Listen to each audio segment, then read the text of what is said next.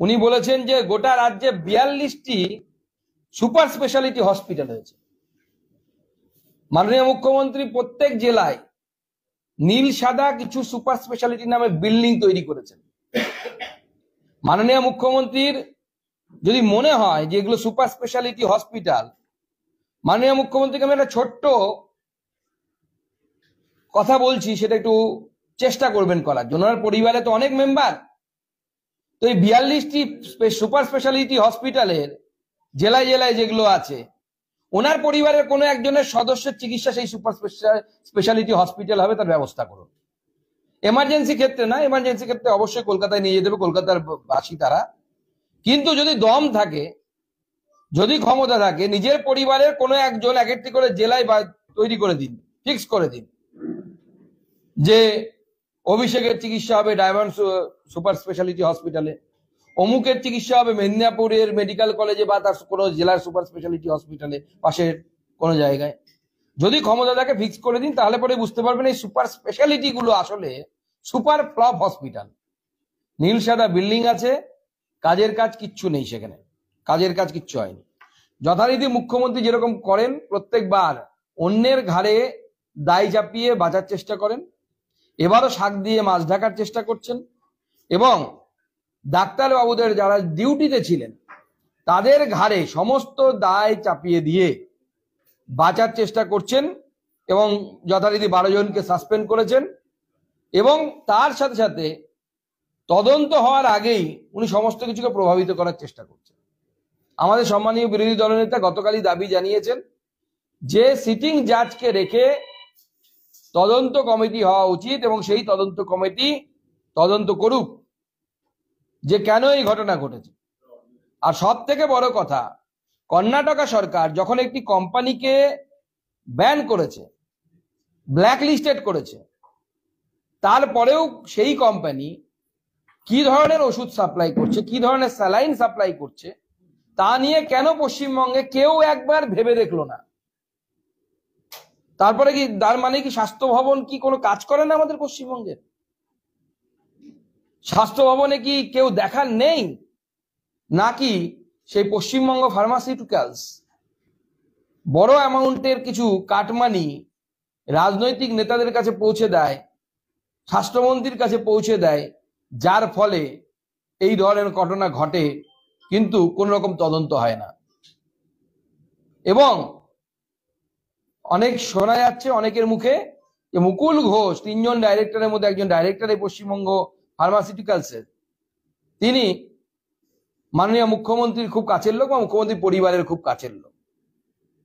এবং এই কাছের লোক হলে পশ্চিমবঙ্গের সমস্ত রকমের কাজ করা যায়, সমস্ত রকমের দুর্নীতি করা যায়। সেই ধরনের একটি দুর্নীতি আজকে আপনাদের সামনে তুলে ধরবো।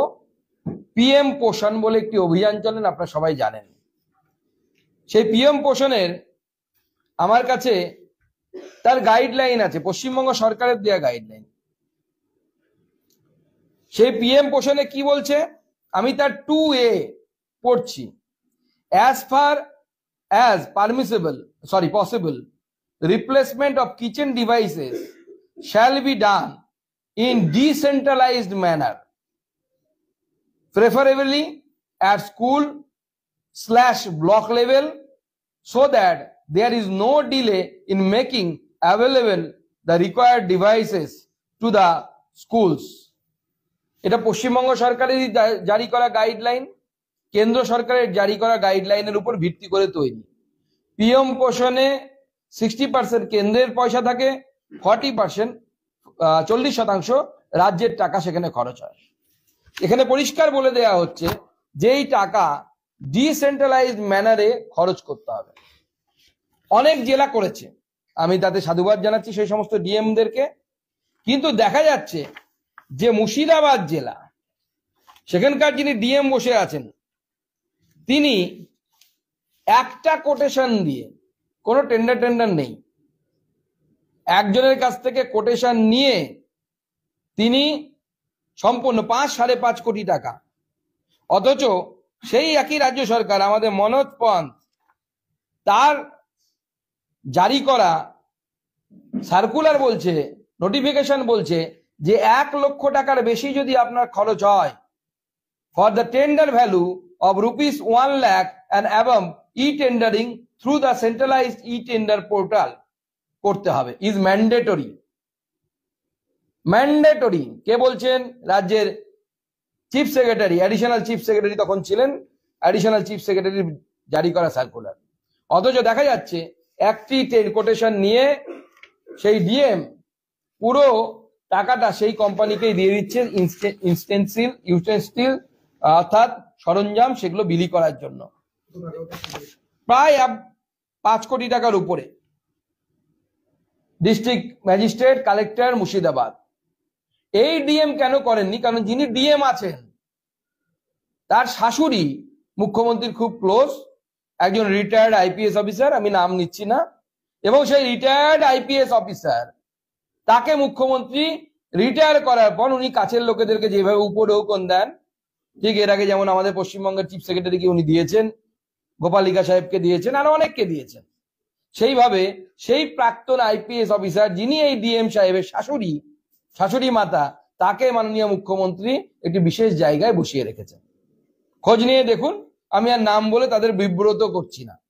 কিন্তু একজন ডিএম বাচ্চাদের খাওয়ার এই 5 কোটি টাকা থেকেও 1-1.5 কোটি টাকা ঝাড়ার চেষ্টা করছে, চুরি করার চেষ্টা করছে। কতটা নিম্নমানের প্রশাসন হলে, কতটা নিম্নমানের প্রশাসক হলে এই ধরনের ঘটনা ঘটে এবং পশ্চিমবঙ্গের অ্যাডমিনিস্ট্রেশন কিভাবে চলছে আপনারা সকলেই বুঝতে পারছেন।